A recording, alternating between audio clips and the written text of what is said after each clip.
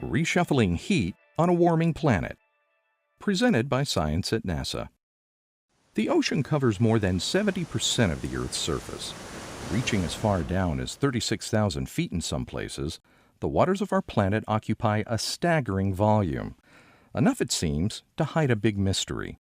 For much of the past decade, a puzzle has confounded the climate science community. Nearly every measure of climate change, from the rising level of the seas to the mounting concentrations of CO2 in the atmosphere, show a warming world. Yet from about 2003 to 2012, global surface temperatures appear to level off in what some call the hiatus. The disconnect between rising levels of CO2 and warming surface air temperatures raised a question about where was the heat going.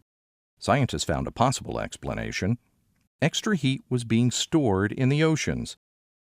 Analysis by 3 ocean scientists at NASA's Jet Propulsion Laboratory not only showed that the extra heat could be going into the ocean, but also showed where. Basically, the missing heat has been hiding in a subsurface layer of the Pacific and Indian Oceans, says Veronica Nieves, lead author of a paper reporting the results, published in 2015 in the journal Science. Her co-authors were JPL's Josh Willis and Bill Patzert.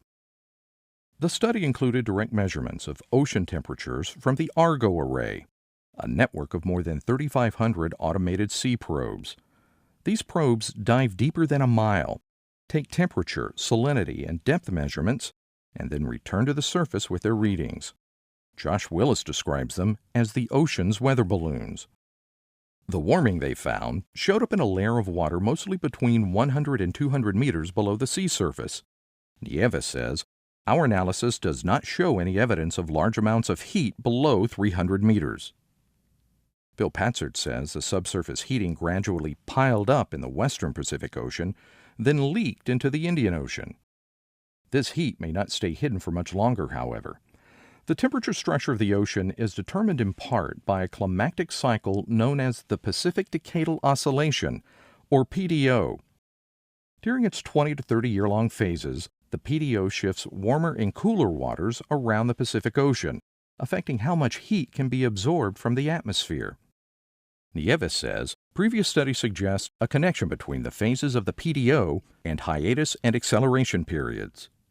Lately, the PDO has been in a negative or cooling phase, but Nieves believes this is about to change. Right now, there are indications that the Pacific might be changing to a positive phase, which means that the warm waters that were hiding in the subsurface layers are re-emerging to the surface, she says. If warmer water gets to the surface, then presumably the atmosphere will respond. This could accelerate global surface warming sometime in the next decade or two.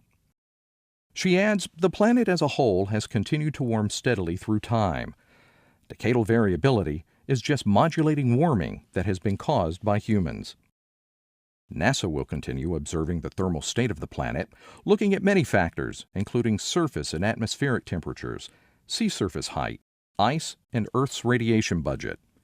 These factors and more will help people understand their role in an ever-changing world. For more news about climate, on Earth and other worlds, stay tuned to science.nasa.gov.